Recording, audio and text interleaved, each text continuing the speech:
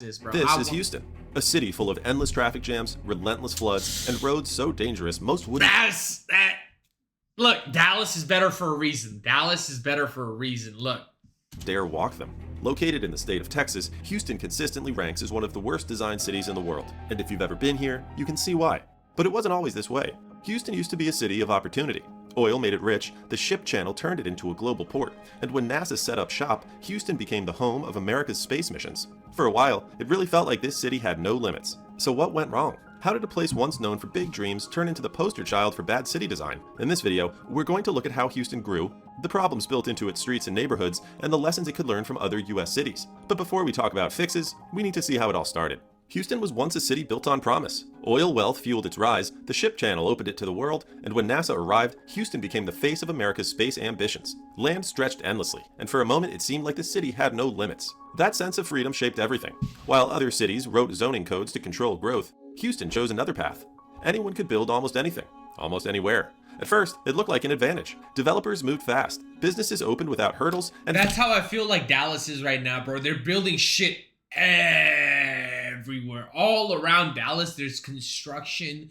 You can't go nowhere, bro. It's a pain in the fucking ass driving around Dallas, bro. Families bought homes at prices that seemed impossible in other booming metros. Houston sold the image of a city where rules never stood in the way of ambition. But the foundation was shaky. By the late 20th century, the city's form was already fraying. Suburbs spread far into the prairie, and storms exposed how fragile the ground beneath Houston really was. Entire neighborhoods rose in floodplains because development always came first and drainage came later. What started as flexibility hardened into disorder. By the time the new century arrived, the very policies that once drove growth had become burdens. Choices made for speed left Houston carrying flaws too heavy to escape. Those flaws set the stage for the design failures that define the city today. And that's really the heart of the story: design.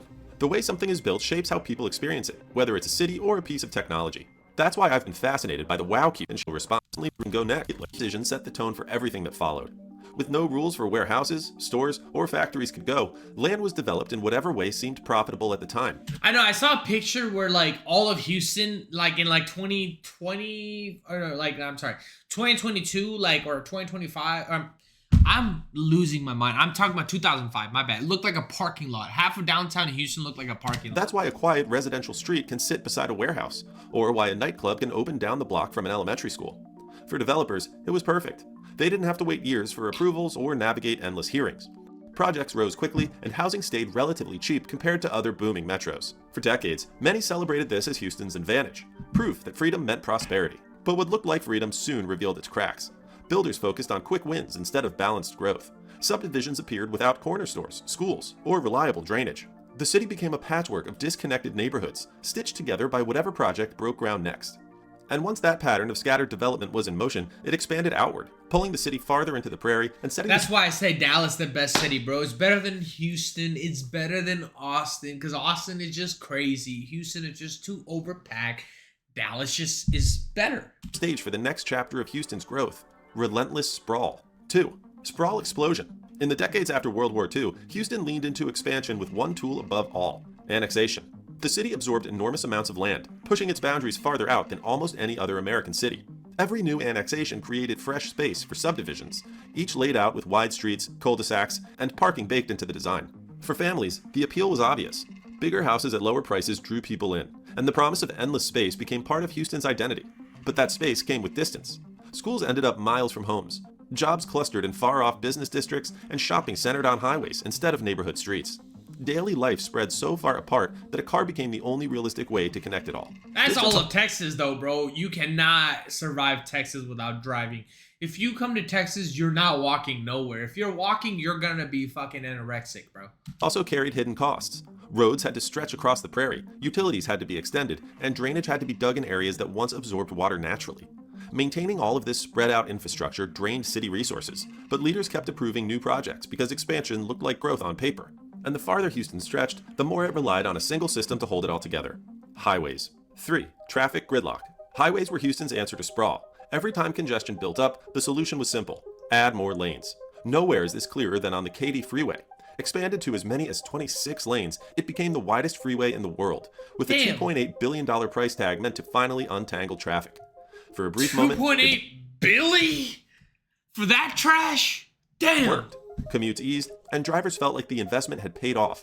But the relief didn't last. New lanes made it easier for developers to push housing even farther into the prairie, which meant more cars soon filled the road. Commute times climbed again, often surpassing what they had been before the expansion.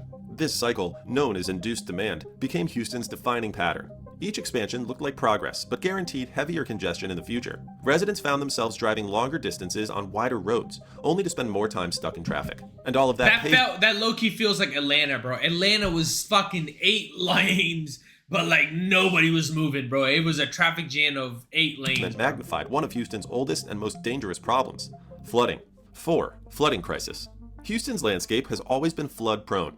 The city sits on flat, low-lying ground where bayous naturally meander through prairies and wetlands. For centuries, those prairies absorbed heavy rains like sponges. But as subdivisions replaced grasslands with concrete and asphalt, that protection vanished. Rainwater now races off rooftops and parking lots straight into bayous and storm drains. At first, engineers believed they could keep pace. Channels were dug, reservoirs were built, and roads were designed to double as drainage routes. But storms kept coming harder, while development never slowed down. Tropical Storm Allison in 2001 left 70,000 homes underwater. The Memorial Day and Tax Day floods of the 2010s added thousands more. And in 2017, Hurricane Harvey dumped 50 inches of rain on the city in just a few days, damaging or destroying more than 200,000 homes. What Harvey revealed was devastating, but unsurprising. Houston had allowed entire neighborhoods to rise inside floodplains, often marketed as safe until the water arrived. Protection always lagged behind development, and families only discovered the risk once their homes filled with water. Even after disasters on that scale, Houston didn't abandon its car-first model. Cars remained the only real option, which exposed another flaw in the city's design: a transit system too small to compete. 5. Public transit collapse. While billions flowed into highways, Houston's transit system fell behind. The bus network covers wide ground, but routes are slow and designed mainly to funnel people into downtown. Trips across the suburbs can take hours. Light rail arrived in 2004, raising hopes that Houston might build a system to rival its size. But the network remained tiny. A few lines served narrow corridors, while most of the metro was untouched. Plans for expansion ran into political fights, budget shortfalls, and opposition from leaders who saw rail as unnecessary in a car-first city. That left transit trapped in a loop. Because service was limited, ridership stayed low. Because ridership was low, funding stayed scarce. And without funding, the system never grew enough to compete with driving. The result is daily life in Houston. Owning a car isn't optional, it's survival. And when millions of people depend on cars, the design of streets... I think that's in Texas overall, bro. You cannot go anywhere without a car, bro. You cannot walk down to Dallas, bro. Like, there's no way you're gonna make it in 4 years. Takes on life or death consequences. 6. Safety failures. Houston's streets were built for speed, not for people. Arterial roads cut through neighborhoods with 6 or more lanes, few crosswalks, and sidewalks that often end suddenly. Slip lanes let cars turn without slowing much, while wide lanes encourage drivers to push well past the posted limit. This design shows up in... Bro, nobody hitting less than this fucking 10 over the speed limit, bro. Speed limit in Texas is like 70 to 75, bro. Nobody going less than 90. Let's be real for real. The numbers. Hundreds of people die in crashes every year, and pedestrian fatalities have reached record highs. The danger is baked into roads that treat safety as secondary to flow. Bro, motherfuckers be speeding everywhere in Dallas, bro. Like, I don't think that's even... Even short trips mean crossing intersections that feel more like freeway ramps than community streets. Living without a car in Houston is both unsafe and not realistic. And that unsafe design affects more than commutes. It filters down into how neighborhoods themselves are built and how people connect with each other. 7. Neighborhood consequences. Zoom into the neighborhood scale, and Houston's design flaws become personal. Subdivisions emphasize garages and cul-de-sacs, while retail clusters along massive arterials behind seas of parking. Few streets encourage walking, and almost none create real gathering places. That layout shapes daily life. Neighbors rarely cross paths outside of cars. Social life depends on private backyards, malls, or long drives to visit friends. Yeah, it's hard, bro. That's the one thing I will say about Texas, bro. It's hard to have friendships with the neighbors, bro. It's awkward, like, whenever a neighbor said, "What's up?" Because I'm like, "Oh, hello there, stranger." You know? It's hard. The corner store doesn't exist because the corner was designed for traffic flow, not community.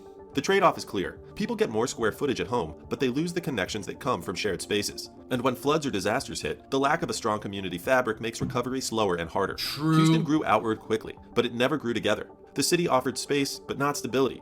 It built speed on paper, but not safety in practice. And taken as a whole, these choices explain why Houston today is often called the worst designed city in America. And by the early 2000s... But isn't it like the fastest and one of the biggest cities in America? Is crazy too. Like...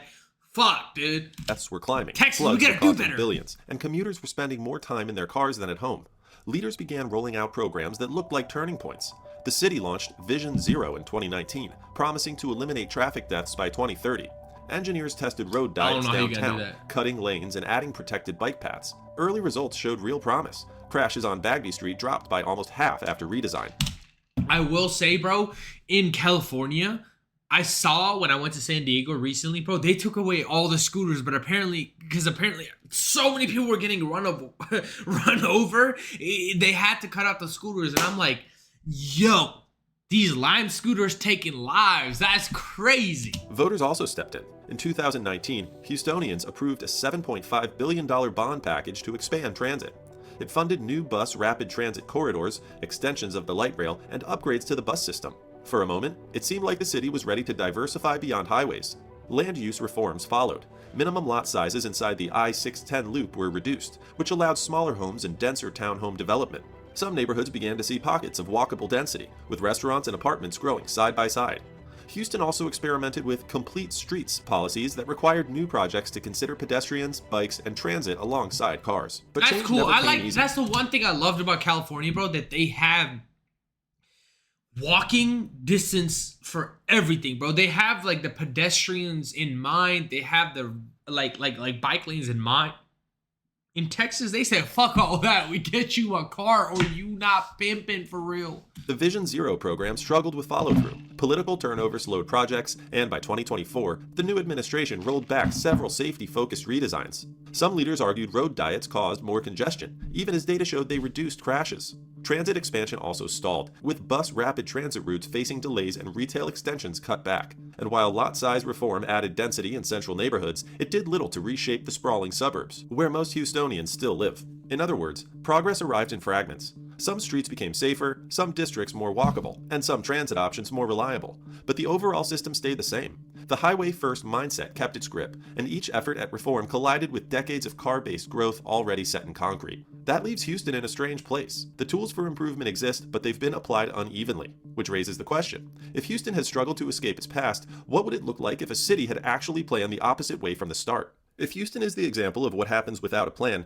Portland shows what happens when a city sets one. In the 1970s, Oregon passed a law that required cities to draw an urban growth boundary. Bro, chat, let me know, is Oregon as beautiful as everybody says it is, bro? I know Seattle is kind of depressing, but like, is Oregon as beautiful as everybody says it is? If they say there's so many trees over there, I might have to visit Oregon.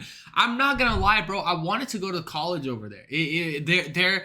Their college football team had the best. Oregon Ducks had the best fucking uniform for the longest time, bro. A hard line where development had to stop. That one rule changed the trajectory of Portland. Instead of spilling endlessly into farmland and floodplain, growth had to stay compact. With sprawl contained, Portland focused on what filled the space inside. Neighborhoods were designed to mix housing with shops, offices, and schools, so people didn't have to drive for every trip. Sidewalks were included on most streets. Bike lanes spread across the grid. Public squares and local businesses gave residents places to gather without getting on the highway. The city wasn't perfect, but the design made life easier to navigate. Transit became the backbone that tied it all together. Light rail I don't know, bro. There's so many crackheads on the Dallas Transit. I don't know if I feel safe on there, bro. Trips to downtown, while streetcars and buses kept neighborhoods connected. Because land use supported it. Because people actually lived near stations, ridership grew. Portland showed that when you invest in alternatives to driving and design the city around them, those alternatives can thrive. The results speak clearly. Portlanders drive fewer miles, spend less time stuck in traffic, and have more options for how to get around. Dallas and all Texas, that's all we do, bro. While housing bruh. affordability is now a challenge, the city's framework for walkability and transit gives it flexibility to adapt. Portland demonstrates the power of rules that shape growth. By drawing a boundary, building density, and prioritizing transit, Portland created a system where people have choices. Houston, with its patchwork design, has almost none. And that is the lesson.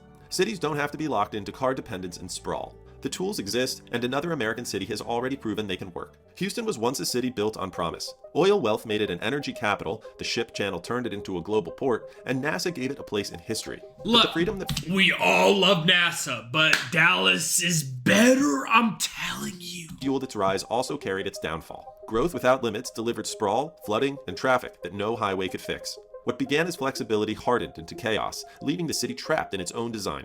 Yet solutions exist. Europe has shown how transformation can be built smarter, safer, and more sustainable. So what can America learn from them? Click W here to find out. video. I hope you like the fucking vibes tonight.